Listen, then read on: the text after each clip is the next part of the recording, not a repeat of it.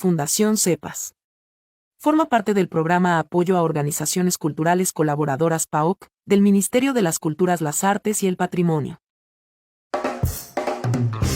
Por fin es miércoles, día en que entramos en el apasionante mundo de la literatura. Hoy es miércoles de letras, con la conducción de Víctor Muñoz.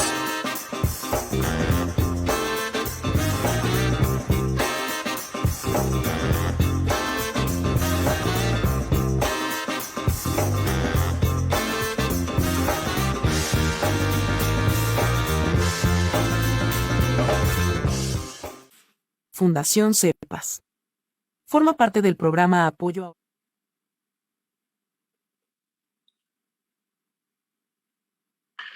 Hola, hola, ¿cómo están? Bienvenidas y bienvenidos a una nueva temporada, año 2023, este famoso programa, ¿cierto? Miércoles de Letras, espacio de diálogo en torno a la literatura, ¿cierto? Un programa de Fundación CEPAS y el Centro Cultural Comunitario Pabellón 83 de Lota. Este espacio es dirigido por la Unidad de Fomento Lector del área de Cultura. Sabemos que están los amigos, ya se están conectando, ¿cierto? Ahí pueden compartir, ¿cierto?, el enlace. También estamos a través de Radio Buen Sonido, nuestra radio digital de la comuna de Coronel, también por Facebook Live de Fundación CEPAS y Pabellón 83. Bueno, antes de comenzar, ¿cierto?, estos miércoles de letra, esta nueva temporada ya, ¿cierto?, estamos inyectados de energía para poder comenzar estos conversatorios. Saludar a nuestra directora ejecutiva, Pamela Uriarte Lagos, ¿cierto?, ahí que está conectada también nos están mirando, Andrea Torres, coordinadora del área de cultura, y a todas las personas, ¿cierto?, que trabajan en nuestra Fundación CEPAS. Y por supuesto a nuestros seguidores que se conectan a través de la señal Facebook Live y Radio Buen Sonido, la radio digital de nuestro amigo Armando, ahí que siempre está conectado con nosotros, apoyando este espacio. Pero por supuesto, no estoy solo, ¿cierto? Ustedes saben ya, los programas anteriores, quienes nos acompañan, estos panelistas estables. Por supuesto, no puedo dejar de nombrar, en primer lugar, a la reina, ¿cierto?, de este programa, nuestra amiga Lidia Mancilla Valenzuela. Ella es poeta, narradora, antologadora y gestora cultural chilena. ¿Cómo está, señora Lidia? Bienvenida.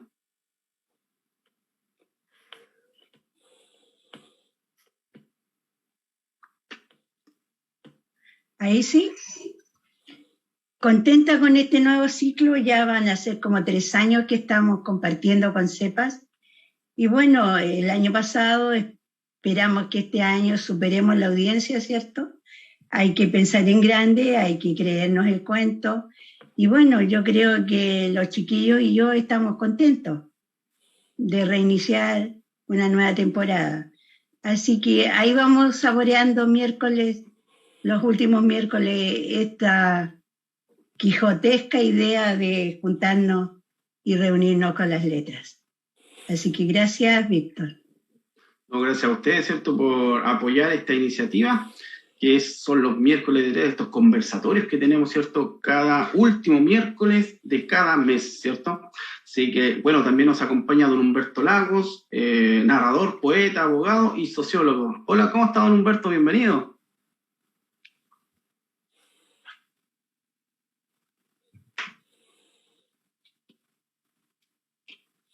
Está muteado. ¿Está muteado, don Humberto? Muteado. Bueno, nos vamos a saltar entonces. Vamos a saltar a don Humberto. Vamos a pasar con nuestro amigo Jaime Mañan, ¿cierto? El geógrafo, narrador y poeta, residente, ¿cierto?, acá en la Ciudad de los Vientos. ¿Cómo está, don Jaime? Bienvenido. Hola, ¿qué tal, Víctor? Hola a todos y a todas. Muy contento de estar en esta tercera temporada, tercer ciclo de Miércoles de Letras, junto con Fundación CEPAS. Y bueno, a ver qué tenemos este año, que se viene con otras cosas, ¿no? Por supuesto, Jaime, y también darte las gracias por el apoyo siempre que has tenido con nuestra fundación y también estos programas, ¿cierto?, de conversación, estos encuentros de escritores donde has participado con nosotros en diferentes oportunidades. Don Humberto ya está por ahí, ¿se conectó? ¿Me escuchas ahí? ¿Me escuchan? Sí, ahí lo escuchamos súper bien, don Humberto. Bueno, el abrazo para ti, Víctor, por reiniciar este programa que no solo es un desafío, sino que es interesantísimo. hablar de letras en este miércoles final de cada mes.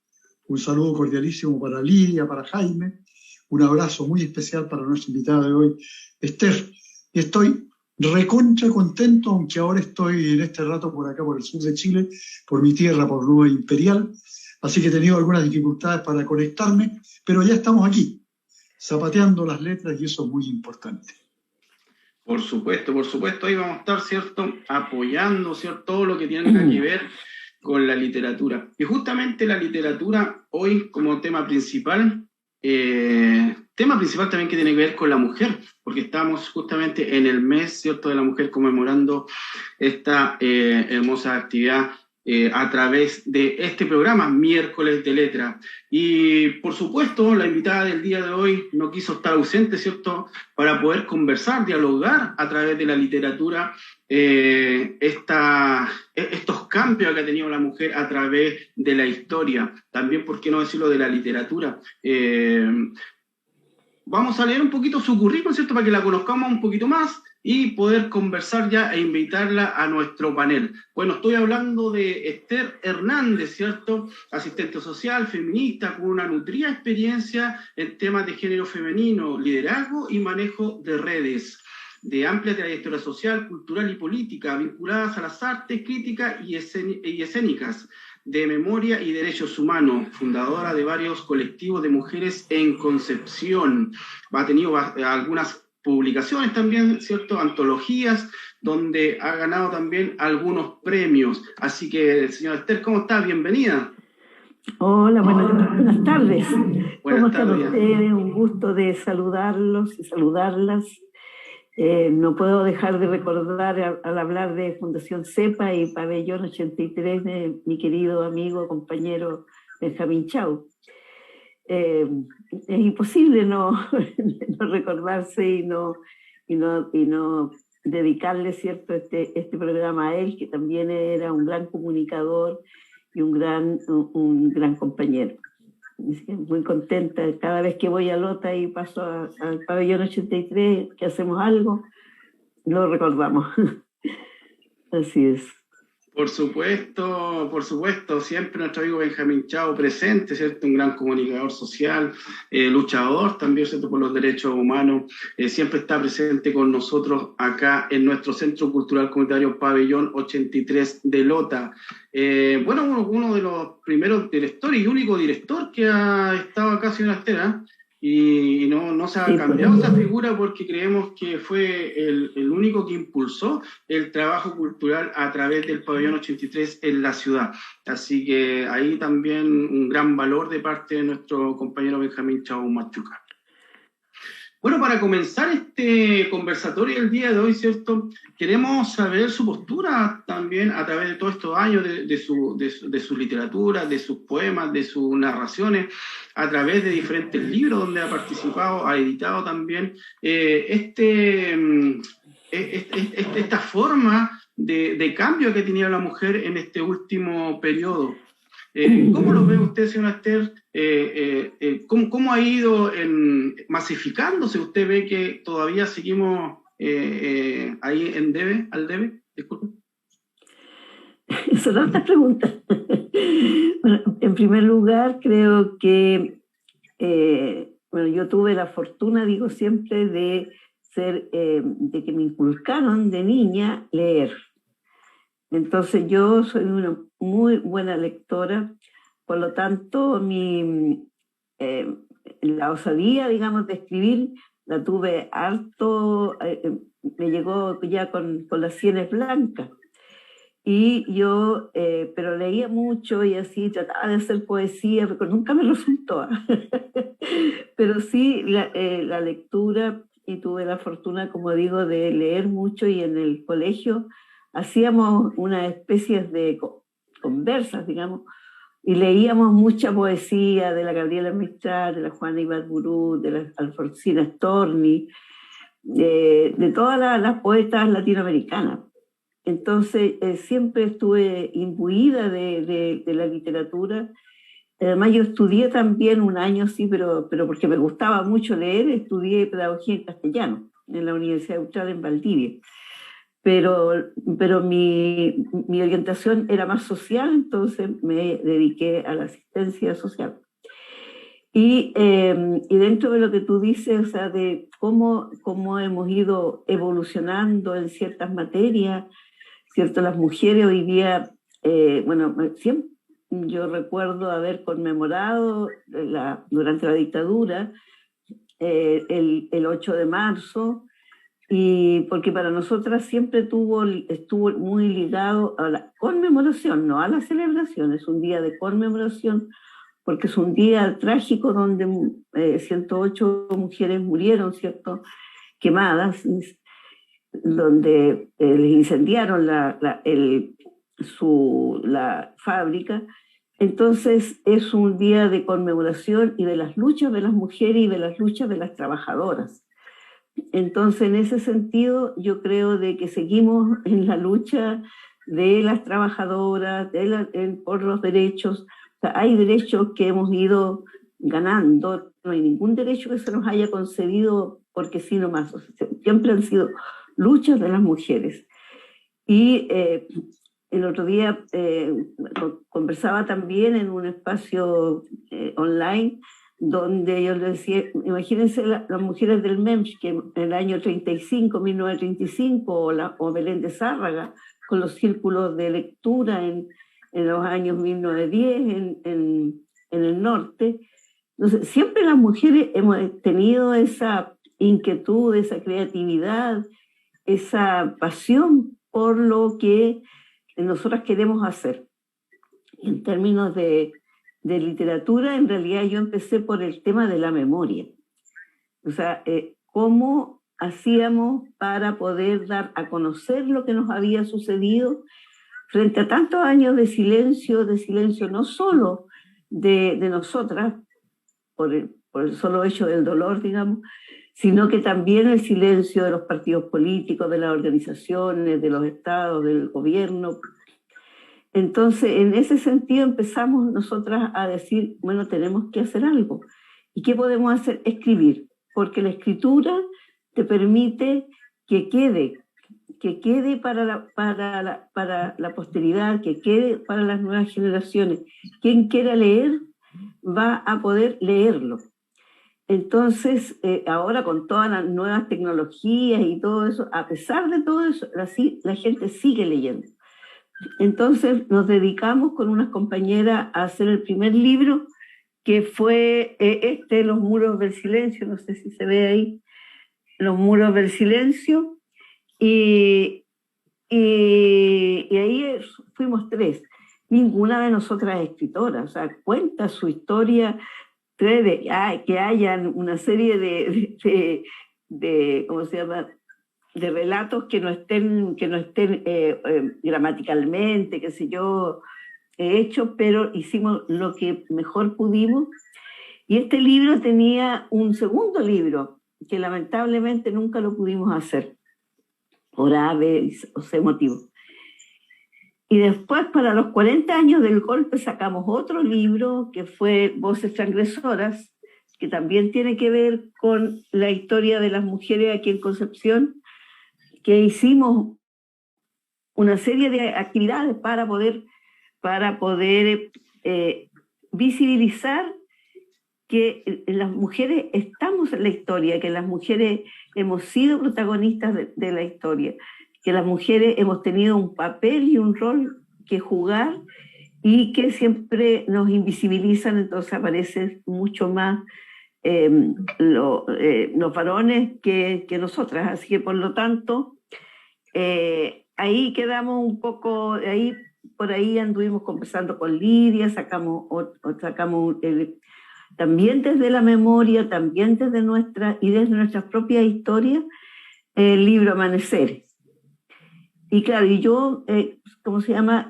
A través del arte, a través de la literatura, a través del teatro, también de los murales fotográficos, de los murales mosaicos, también he ido haciendo todo este trabajo de memoria y de historia de las mujeres, que me parece a mí que es tan importante hacerlo ahora, los 50 años del golpe, que conmemoramos estos 50 años con mucho dolor, con mucha rabia por todas las injusticias, frustración también porque no hubo reparación, no hay garantías de no repetición. Entonces, en ese sentido, nosotros seguimos haciendo las cosas que podamos hacer y sacamos un libro durante la pandemia, hicimos este libro que es de Urdiendo Memorias, que es nuestra colectiva que hacemos a través del arte y visibilizamos la violencia política sexual. Así que he hecho, y sin proponérmelo, porque nunca me propuse de que fuera así, y en realidad se fue dando, y la Lidia que me iba empujando, y me decía, ya, pues chica, hagamos algo. Así que eso. Mire qué interesante todo el trabajo que ha realizado, y justamente esto de hacer una democratización también de la escritura a través de estos relatos y invitando a otras mujeres a poder escribir. Claro. Justamente a lo mejor escribiendo del corazón, del sentimiento, pero más que eso la entrega, lo que ellas puedan sacar, ¿cierto?, a través de la escritura. Y mucho tiene que decir también Lidia ahí, que participó también en algunas de estas ediciones. Conversar con Esther es generar la vida a través del desencuentro. ¿Por qué digo desencuentro? Porque cuando uno no logra juntar las partes, no logra juntar el alma o el corazón y la mente, cuesta. Pero juntarse con Esther es empezar a urdir y hacer un canasto nada más, con todas esas hebras sueltas y las juntando. Los primeros días de marzo estuvimos en el sitio de memoria del Morro. Sí, en el Morro.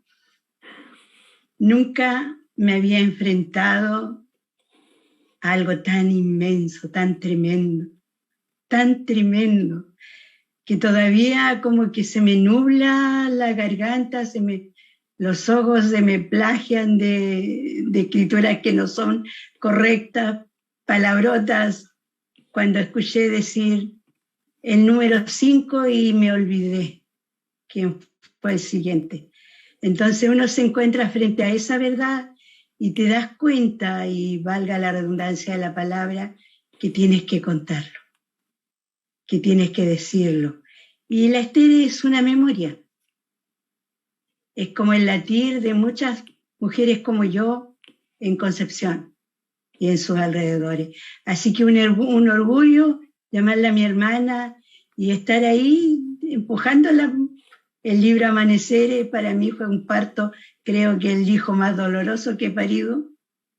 Y ha sido como interesante ir hurgando en la memoria de Esther, cómo plantea los sucesos, cómo nos dice, chiquillas, para que no pase otra vez. Esther es eso, memoria viva. Orgullosa de que esté con nosotros y que sea nuestra primera invitada en estos miércoles de letras. Por supuesto, para nosotros igual es un honor tenerla acá en este programa, justamente acá en este pabellón 83, ¿cierto?, donde estuvo su gran amigo Benjamín Chavo. Desde esa perspectiva, igual nosotros como Fundación CEPA estamos colaborando también, ser facilitadores de algunas actividades, ¿cierto?, este año, conmemoración de los 50 años del golpe militar. En ese sentido, don Humberto, a través de su experiencia, ¿cierto?, pues fueron también muchos recuerdos, creo que le trae las palabras de la señora Esther ahora. ¿Qué siente también al escucharla?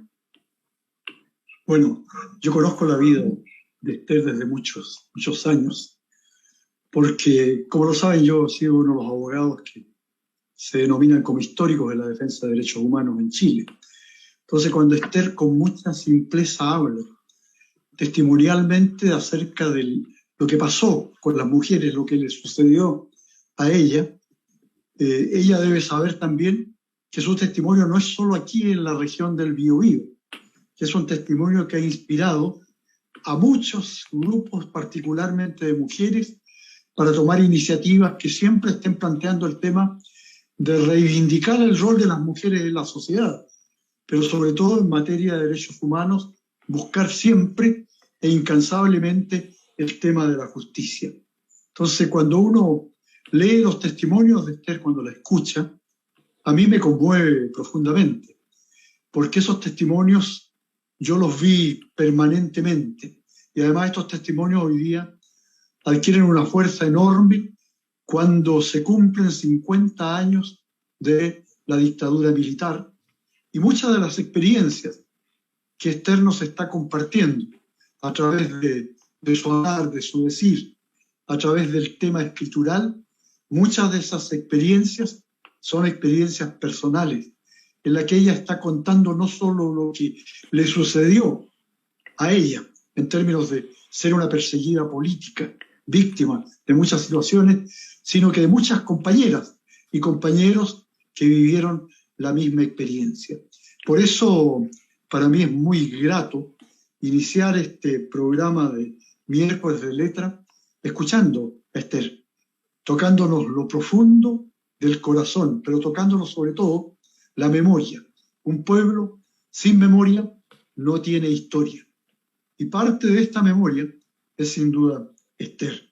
Por eso yo quisiera preguntarle a Esther, dentro del libro que escribieron ahí con Lidia, que es un libro doloroso, como dice Lidia muy bien, Amaneceres. Yo leí los relatos allí. ¿Qué es lo que te sucedió, Esther, cuando estabas escriturando aquello que viene de lo profundo de ti misma? A ver, uno era, como decía la Lidia en delante, ¿cierto? Cómo uno de alguna forma se dividió, ¿ya? De alguna forma se dividió por el dolor. O sea, cómo uno dejó como en otro espacio de la mente y del cuerpo lo que le había pasado. Y siguió adelante con su vida, con sus cosas, haciendo, yo siempre estuve, ¿cómo se llama?, en organizaciones, haciendo, durante la dictadura, con las agrupaciones de detenidos, de los familiares de detenidos desaparecidos, trabajando en el CODEM, haciendo, pero yo no hablaba de lo que a mí me había ocurrido, ¿ya? Ni tampoco hablaba, ni nadie, ninguna de mis compañeras, de las compañeras con que trabajamos, nadie decía nada. Entonces, por eso digo que uno se dividió. Cuando empezamos, yo no recuerdo bien exactamente cuál fue como el momento en que nos juntamos y alguien dijo, ¿sabes qué? Me dijeron que escribiéramos, que por qué no escribíamos nuestra historia. Y era una persona, lo que recuerdo es que era una persona que no era de acá, que era de Suiza, era una gringa, le decíamos nosotros, que ella, que era amiga de una de las chiquillas, ¿cómo se llama? Le decía, pero escriban la historia. Y ahí empezamos, pero empezamos haciendo esta historia desde nuestros nacimientos, o sea, porque somos personas, somos humanas, entonces todo nos va tocando. Y ahí empezamos, por eso a mí me gusta lo que dice la Lidia, esto de urdir la memoria. Empezamos, yo tengo como el recuerdo de mi abuela, de esto, porque ellas, mi abuela y su mamá y su madre, mi bisabuela, ellas hacían, eran como no sé cuántos hermanos y hermanas, ellos hacían esto de tejer mantas, tejían seguramente a telar. Entonces mi abuela siempre estaba hablando de eso. Entonces esto de urdir a mí me resuena desde la ancestra. Y eso empezamos a hacer, pues a escribir y a unir, ir uniendo estos pedazos que los teníamos como sueltos, te fijas, o como por allá muy, muy lejos, a sacar el dolor a través de la escritura y a poder decir lo que nos había pasado y unir esto del sentimiento con la razón, con la emoción. Y yo creo que fue un acto de rebeldía también, o sea, un acto de decir, por un lado de rebeldía, de decir, ya, listo, lo voy a hacer, pero también un acto de significar, resignificar, ¿cierto?, lo que había pasado. Que no nos miraran solo como víctimas, porque nosotras habíamos sido mujeres que de alguna u otra forma habíamos soñado, habíamos tenido ideales, los ideales los sigo teniendo, los sueños igual, y que por algo nos habían tomado detenidas, o sea, no era porque sí nomás, y porque además no cumplíamos con el rol que la dictadura quería darle a las mujeres, cierto, que siguieran siendo dueñas de casa, buenas esposas, buenas madres, y nada. Entonces, en ese sentido, yo creo de que para mí fue muy significativo esto del primer libro. Nos costó como 4 años, porque empezamos en el 2008, entre medio vino el terremoto, y además éramos varias, éramos como 7. Y se fue achicando hasta que quedamos 3. Y hicimos ese libro y buscamos cómo hacerlo, conversamos, entre medio yo fui a ver a mi hija a Europa, que estaba haciendo un magíster, y aproveché de ir a Suiza y hablar con una persona que nos decía que siguiéramos haciendo este libro. Pues lamentablemente hubo otra historia, otro capítulo que no es muy agradable, pero que sí hicimos el primer libro, y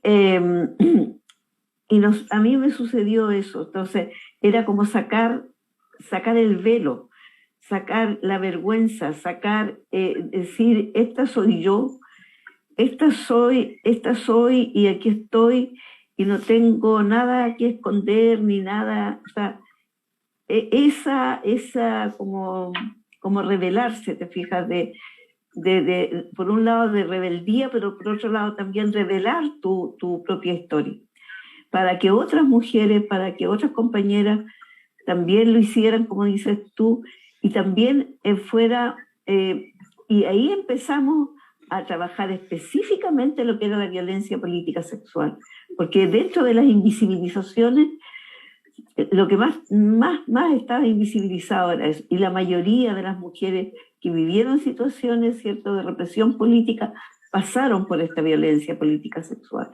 Entonces ahí ya empezamos por el arte, con la fotografía, con el mural, con muchas y con las jóvenes. Yo siempre le doy las gracias, les agradezco, porque fueron las jóvenes feministas las que nos dijeron, ustedes no pueden quedarse calladas, ustedes tienen que hablar. Esto empezó a los 40 años del golpe, justo empezamos en los 40 años, el 11 de septiembre empezamos a hacer cosas, y de ahí no hemos parado. Desde ahí no hemos parado. Digo, bueno, después que yo me jubilé justo en 2010, entonces de ahí no he parado en esto de la memoria, de hacer una y otra cosa. Tenemos cualquier creatividad y las jóvenes, como les digo, o sea, es toda una transdisciplinariedad, porque hay gente socióloga, escultora, pintora, qué sé yo, de todo, antropóloga, directoras de teatro, que nos siguen apañando y nos siguen acompañando y nos siguen dando este empuje que tenemos que tener. Ahora hicimos una corporación. Ahora somos corporación Urdiendo Memorias. Todavía nos faltan todos esos trámites que hay que hacer en el registro civil y en el banco, pero ya tenemos la personalidad jurídica. Entonces hemos ido dando hartos pasos. Yo creo que tenemos ese punch, el esfuerzo para seguir trabajando por la memoria y por las mujeres. Eso.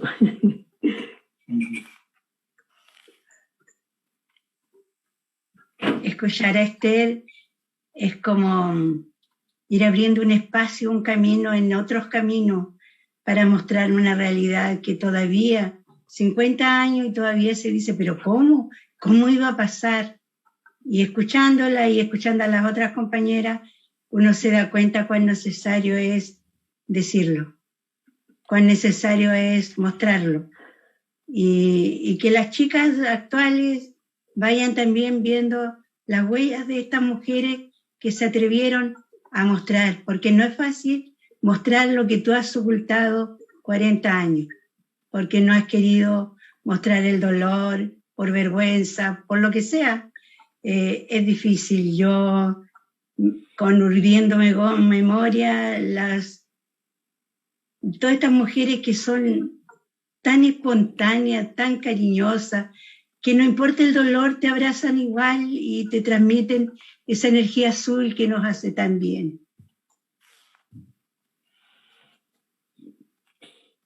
Sí, además, Lidia, recuerdas que el 2013, justo tú escribiste para ese encuentro el libro Profundamente Humana, que estaba dedicado a todas las mujeres que habían sido detenidas, desaparecidas, embarazadas, y que ese libro es tan hermoso, o sea, es un libro que te salió del alma, que te salió, o sea, ¿cómo se llama? Volcaste toda tu creatividad, tu emoción ahí en ese libro, ¿te recuerdas? Es que no he parado de ahí. Sí, pues parado de ahí. Y ¿cómo se llama? Bueno, ahora está la trilogía. Pero, ¿cómo se llama? Pero ahí esa fue la inspiración, digamos. O sea, es que ahí descubrí lo que yo misma ocultaba conmigo misma. Claro, claro. Entonces uno, si me pasó, bueno, no importa, ya pasó. Ahora, ¿cómo yo reconstruyo desde aquí hacia adelante un camino diferente? No es fácil. Yo cuando las escucho a ustedes, cuando escuchaba allá en Talcahuano a las mujeres, fue cómo se atreven, con qué garra, con qué ganas te dicen, yo estuve, pero me sané, la herida está, o sea, la cicatriz, pero ya no duele de esa forma. Entonces hay que mostrarla para que nunca se va a evaporar la cicatriz, pero ya no va a doler y eso es bueno. Es bonito. Claro. Fue interesante escucharlas. Claro, porque ahí lo importante es lo colectivo, la colectiva, lo colectivo, te fijas cómo se va armando, cómo se va haciendo este tejido para poder seguir en la memoria. Yo creo que Jaime está como muy calladito, Víctor.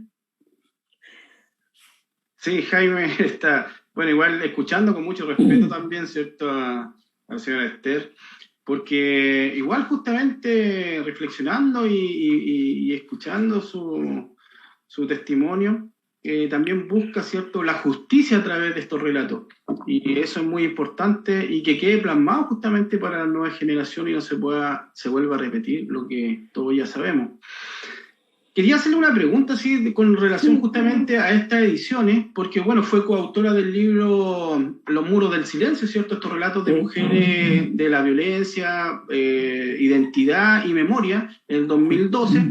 También Voces Transgresoras, que fue a 40 años del golpe militar en Chile, en el 2015. Y Mujeres, Memoria, Resistencia, ¿cierto? Visualizando la violencia justamente política, sexual y en la dictadura en el 2022. Quería preguntar si es que ahora tienen alguna edición, están preparando un material con relación a los 50 años. No estamos preparando un material para ahora. Lo que pasa es que todo esto uno lo hace postulando algún proyecto, pero nosotras postulamos al Fondo Alquimia, que es un fondo que digamos, colabora con las mujeres y que ha tenido y que bueno, nosotros ya llevamos como 5 o 6 años postulando, ¿no? Afortunadamente no hemos ganado todos los premios. Pero como ya sacamos el libro de la pandemia, entonces ahora lo que estamos haciendo es hacer la itinerancia de la obra de teatro. Además, porque la obra de teatro también la grabamos online. O sea, va a salir en abril, mayo, va a salir la obra de teatro, se va a poder, se va a poder ver en forma de audiovisual. Para este año tenemos más que nada la itinerancia, pero de escribir, sí, nos queda mucho por escribir. Nos quedan muchos testimonios de compañeras que todavía no han hablado, no han dicho nada. Y yo creo que estos 50 años nos pilló así un poco, ¿cómo se llama? Bueno, todas nosotras tenemos arriba de 70 años. Entonces también nos cansábamos, hay algunas compañeras que no han podido seguir, pero en la itinerancia de la obra de teatro, en eso tenemos que seguir. Pero de literatura no, con la Lidia tenemos, ¿cómo se llama? Algunas tenemos cosas planes. que tenemos planes, pero no los hemos concretado por A, B o C. Pero va a salir. Cosas. Sí. Pero y que también tenemos que presentar Amaneceres porque no lo hemos presentado. Ya claro. Se terminó la primera edición, estamos en la segunda edición y aún no lo hemos presentado. Claro. Tenemos que presentar ahora, es un buen momento para presentar Amaneceres. Pero nosotras como colectiva, por lo menos de escritura, no, este año no. Quizás el próximo año. Lo que estamos haciendo son unos talleres para hacer fotografías, que se llaman talleres de acuerpamiento. Entonces ahí se hace un trabajo también de sanación y un trabajo con las emociones y con todo lo que a nosotros nos sucedió, y ahí se tiene que hacer una exposición fotográfica. Pero eso para el próximo año, porque este año no nos dio ni la plata. Claro, porque como subió todo subió así, casi el doble, entonces no, ha sido muy complejo, porque hay compañeras que vienen de Valdivia a apoyarnos. Entonces un pasaje de Valdivia está súper caro. Así que ahí nos arreglamos como sea, pero seguimos trabajando en un montón de cosas. Y la obra de teatro ¿cómo se llama? La tenemos que sacar de aquí de la región. Y queremos presentarla ahora a los 50 años en Valparaíso, en Santiago y en Valdivia.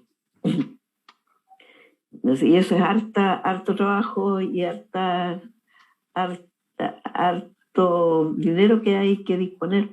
Y ahí estamos viendo cómo lo hacemos. Así es que no.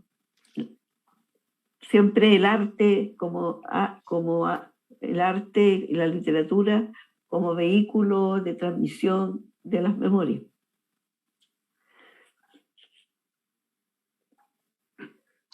Por supuesto, ese vehículo, ¿cierto?, que todos deberíamos tomar para poder liberarnos, ¿cierto?, a través de la cultura, de la literatura, es una herramienta justamente que nosotros, ser más facilitadores también a estos tiempos que se están viviendo. Porque veo mucho que las generaciones de ahora como que se están alejando un poco de la memoria, ¿cierto? Y que buscan otras cosas a lo mejor, y que a través de la historia se va olvidando esto, ¿cierto? Estos relatos justamente que tienen ustedes, esta historia, esta vivencia, todo la carga emocional también que llevan, y que justamente en estos talleres pueden escribir, ¿cierto? Pueden vaciar ciertos estos sentimientos a través de la escritura. Mira qué importante esto, mira qué importante es la escritura, ¿cierto? Para poder también sanar su corazón. Jaime, te veo ahí calmadito, escuchando, calladito ahí. Dígame. Sí, la verdad es que me sobrecoge escuchar a Esther, ¿ya? Ella tiene una historia de vida sumamente fuerte, y que bueno, como ya bien dice, a través del arte igual ha podido subsanar heridas, ¿ya? Y eso yo creo que es un gran logro, ¿ya?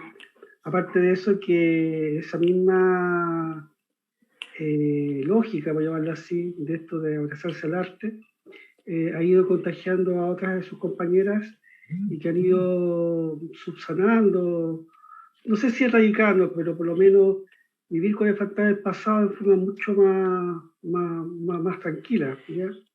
Y la verdad que toda esa historia de vida a mí me sobrecoge, esa experiencia de su lucha junto con la literatura, ¿no es cierto? Y con el arte, la verdad que me hace ver que muchas veces uno como que cuando crea, ya a veces como que pierde el norte, ¿ya? Porque si no tiene como dije yo, una meta, o sea, mejor dicho, un horizonte, ¿ya? A veces comienza a crear por crear, ¿ya?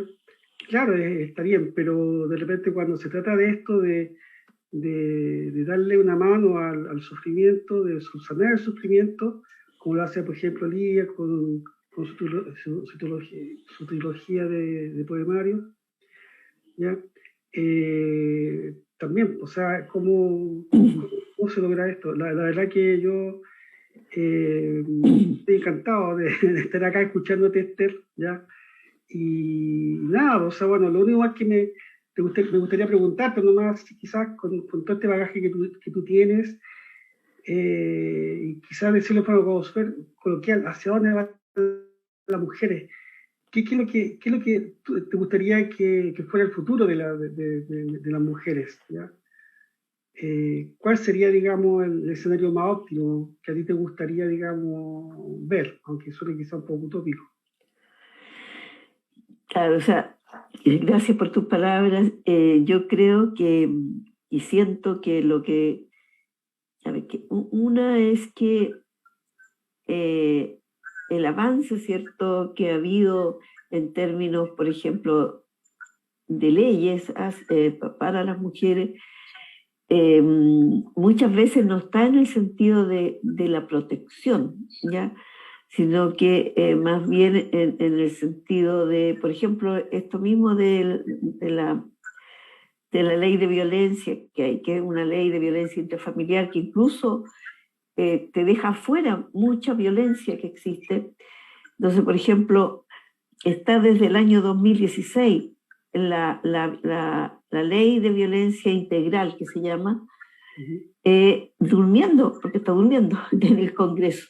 Y no ningún gobierno, ni la Cámara de Diputados, ni nadie ha hecho para que la ley, te fijas, se impulse. Imagínate con todo lo que, o sea, todos los días estamos escuchando de alguna mujer que fue asesinada, creo que en Lebu pasó, sí, ¿cierto?, de una persona adulta mayor a quien la mataron y de la forma más cruel con un hacha. Entonces, ese tipo de cosas, te fijas que como ese sería como lo utópico de que estas violencias tan enormes que hay en contra de las mujeres y las disidencias, en contra de los niños, nosotros somos el primer país donde hay más cantidad de niños golpeados y abusados.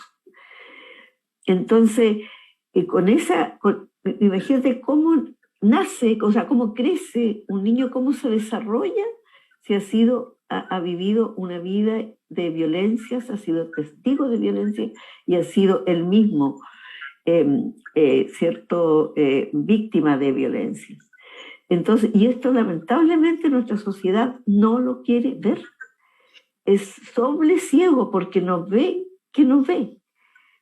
Y se han hecho estudios, lo dicen los médicos, lo dicen sociólogos, lo dice todo el mundo, y resulta que no hacemos nada y miramos para el otro lado, miramos, no importa, o sea, le pasó.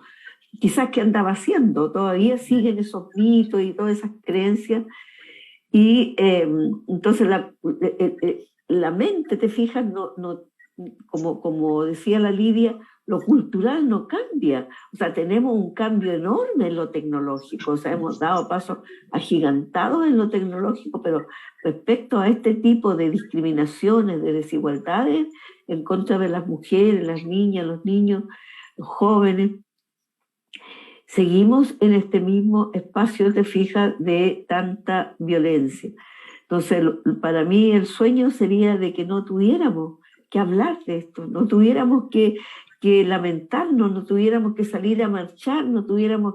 Yo soy de la idea de hacer una gran marcha de mujeres, no sé, hacer algo enorme para que nos vean, nos miren, nos digan.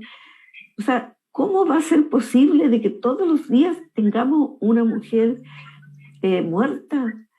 Entonces, eso respecto a los sueldos, a los salarios, ¿cierto? Sí, ¿por qué tenemos menos salario que un hombre en la misma categoría, en el mismo puesto, en el mismo rol? Todo el tema de la pobreza, o sea, se llama la feminización de la pobreza, porque dentro de la pobreza misma, las que son más pobres son las mujeres. Hay como 7 causas así a nivel mundial, como es el hecho de la mutilación de las niñas, sus genitales en países del Oriente, ¿cierto? Toda la trata de blancas, toda la trata de la explotación sexual que se hace de niñas y niños, y que aquí en Chile es otra de las cosas que no se quiere ver. O sea, todo lo que pasó en el Sename. Entonces, ¿qué más nos tiene que pasar? O sea, eso a mí realmente es lo que más me enfurece, me enoja, me con eso, y yo digo, ¿qué más nos tiene que pasar para que haya los gobiernos, toda la gente que tiene el poder para hacer algo y no lo hace? O sea, ¿qué esperan? No sé lo que esperan. Entonces, en ese sentido, para denunciar todo este tipo de cosas, para hacer, donde estemos, en los espacios en que estemos, podamos decir, esto no puede seguir de esta forma. O sea, no es posible. O sea, el Estado tiene que ser garante de nuestra seguridad, de nuestra protección, de que no nos pase lo que está pasando a todo nivel.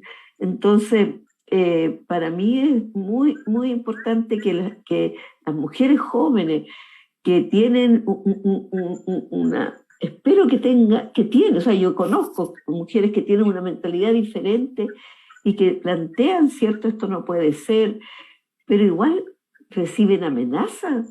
Igual, o sea, cuando uno está en lo público va a recibir amenazas, porque se tambalea el poder, el escaso poder que creen tener, sin tener esta capacidad, ¿cierto?, de decir, esto no puede ser, no puede seguir. No es posible, digamos, que el pleno siglo XXI, ¿cierto?, sigamos con los mismos estereotipos y roles que teníamos hace 100 años atrás. O sea, la Belén de Zárraga hablaba de estas mismas cosas a principios del siglo XX, en 1910.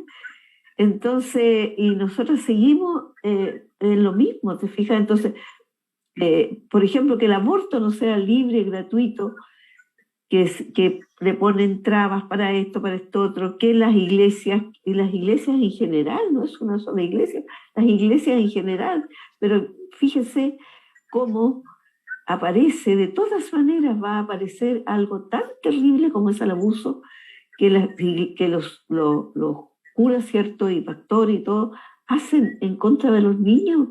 O sea, entonces, ¿cómo vemos todo esto? O sea, cómo igual la verdad va a llegar. O sea, la verdad siempre se muestra. La verdad de alguna forma va a salir. Y sale de la forma más brutal, ¿cierto?, que es esta verdad que vienen a contar cuando uno ya está adulta, puede contarlo, porque antes no pudo. Cuando dicen, ¿y por qué no dijeron antes? No se puede. No se puede. O sea, uno lo oculta, lo pone por ahí, qué sé yo, La memoria ¿cómo se llama? Se cuida al cuerpo, cuida de alguna forma que no te haga daño. Y aunque igual todas tenemos algún daño, o sea, todas tenemos alguna distorsión, todas tenemos algún daño al respecto. No hay nadie que diga, no, yo no tengo ningún daño. El daño transgeneracional, mejor ni hablar. O sea, todo el daño transgeneracional que significó todos los traumas que pasamos nosotros a nuestros hijos. O sea, ¿cuántos de nuestros hijos no quieren tener hijos? O sea, no, para lo que vivimos, para lo que vivieron ustedes, no. Entonces a este mundo, ¿para qué los voy a traer a este mundo tan terrible? Entonces, ha sido toda una historia de 50 años que hemos de alguna forma tratado de que se sepa. ¿Ya? Yo tuve la fortuna también de trabajar en el Arzobispado de Concepción y ahí tuve de alguna forma, nosotras teníamos programas de radio y en los programas se decía todo esto que estaba sucediendo. Aunque nos echaran unas retadas y todo, igual se hacían los programas de radio, se hacía el programa de radio para Cañete, la radio Millaray, para Lebu, la radio, no me acuerdo cómo se llamaba la radio de Lebu en ese tiempo. ¿Eleuterio? Ah, el Eleuterio Ramírez. No, Eleuterio Ramírez. No, claro, pero Aralcahuano, qué sé yo. Entonces, la radio siempre fue un medio, ¿cierto?, de comunicación y difusión que toda la gente lo escuchaba. O sea, antes escuchábamos, porque bueno, yo sigo escuchando radio, pero la radio era nuestra forma, ¿cierto?, de saber, de conocer. Yo recuerdo que en mi casa se veían los grandes, ¿cómo se llama? No eran hitos de la historia, pero ahí mostraban una serie, o sea, no mostraban, sino lo escuchaba, ¿cierto? Todo lo que pasaba. Entonces, siempre la historia para mí fue muy importante porque a través de la historia yo puedo saber, yo puedo conocer y yo puedo transformar. Para mí es muy importante eso, la transformación, cómo vamos haciendo transformaciones, tanto dentro de nosotros mismos como dentro de nuestras propias comunidades y nuestras propias familias. Ya que interesante, Sebastián, siempre es un agrado escuchar, ¿cierto?, su relato, su vivencia. ¿Qué más uno puede decir después de esto? Igual faltan palabras para poder expresar, ¿cierto?, tanto cariño también que entrega con lo que usted está comentando. Quiero hacer una pequeña pausita porque igual hay amigos, ¿cierto?, que nos están escuchando, nos están viendo a través de la señal de Facebook Live de Fundación CEPAS, Pabellón 83, y o sea, nos está escribiendo en realidad desde Guadalajara, José Baroja, ¿cierto? Manda un gran saludo ahí. Es un gusto, ¿cierto?, escucharlo siempre. Nos comenta Pablo Retamal, también nos da ahí unos aplausos, ¿cierto? Ahí nos está escribiendo también Susana Meneses. Saludos, Estercita. Qué bueno verte. Vuelve a escribir José Baroja también. Ahí, muy buen programa, muchísimas gracias, nos comentan. Y por supuesto, ¿cierto?, a través de Fundación CEPAS dejan saludos, ¿cierto?, a nuestras compañeras y compañeros de nuestra institución. Así que está muy agradecido también por la sintonía. Y por supuesto también que sigan conectados a todas las actividades que realiza Fundación CEPAS a través de sus programas de cultura. Bueno, también comentarles, ¿cierto?, que ya están quedando poquitos días ya para que puedan visitar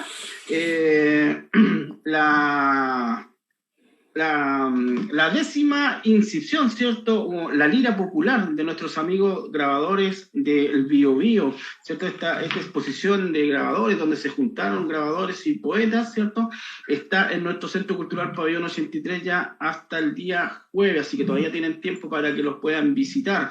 Y también la próxima semana vamos a tener nuestro amigo, por supuesto, nuestro amigo pintor acá nuestro artista plástico Albino Echeverría, ¿cierto? Nuestro amigo ahí de Concepción que va a estar con nosotros. Por supuesto también que nos puedan ahí escuchar por los audios, cuentos y poemas, ¿cierto? Ahí por Spotify, siempre estamos ahí subiendo todas las semanas con nuestros cuentos infantiles, donde participaron alrededor de 40 apoderados y apoderadas, ¿cierto? En este libro de cuentos infantiles del Educapaz. Así que ahí nos pueden buscar, ¿cierto? Nos pueden escuchar por todas las redes sociales que tiene Fundación Cepas, Pabellón 83, y por supuesto nuestros amigos de Buen Sonido, que siempre están con nosotros, la radio digital de Coronel.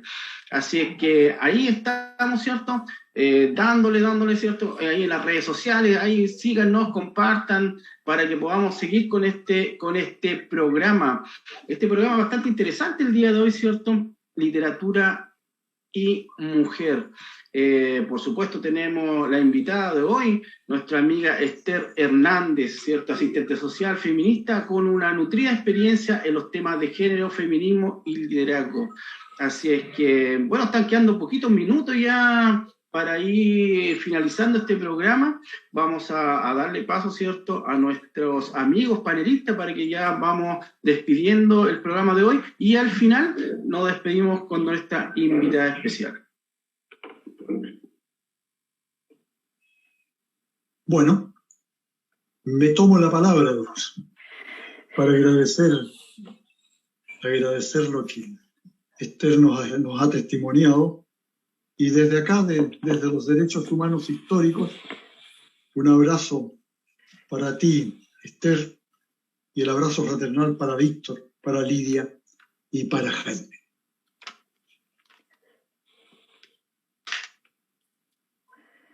Y bueno, agradecer a Esther,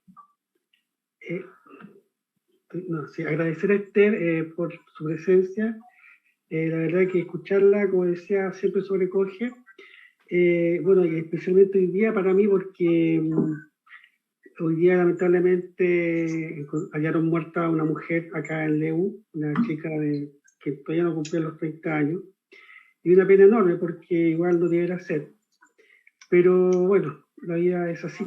¿Ya? O sea, lamentablemente, como decía Esther, no sé qué pasa, que los que tienen que decidir no escuchan. Pero bueno, igual ha sido una tarde agradable, así que Víctor, muchas gracias a Fundación Cepas, a Lidia y a Humberto. Ahí nos estamos viendo en los próximos episodios. Nos quedan 8 episodios más que esperamos sean tan interesantes como ahora. Esther, te abrazo, te amo en el alma y nada, gracias. Señora Esther. Muchas gracias por la invitación, muchas gracias a Humberto, a Lidia, a Jaime, a ti, a la Fundación CEPA, Pabellón 83, a la radio de Coronel, y a todos y a todas los que nos escuchan. Y yo creo de que hay que seguir con la frente en alto, con el puño en alto y con todas las fuerzas de la historia para poder cambiar esta sociedad. Sin que nosotras, nadie nos va a regalar nada. Así es que hay que seguir en la lucha mientras se pueda.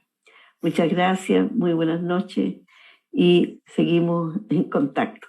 Gracias. Muchas gracias, me despido, ¿cierto? Víctor Muñoz, dirigiendo este programa de la Unidad de Fomento Lector del área de Cultura. Por supuesto, también darle las gracias a Mario Olivares Jr., que no están en los controles, nuestro director acá en todo lo que tiene que ver con la transmisión. También saludar a todos nuestros compañeros de trabajo, ¿cierto?, que están ahí conectados también desde sus casitas. Así que le damos las gracias y esperamos también tener un excelente programa como el de hoy día el próximo mes. Así que nos vemos, un saludo, chao, chao. Chao, chao. Nos vemos.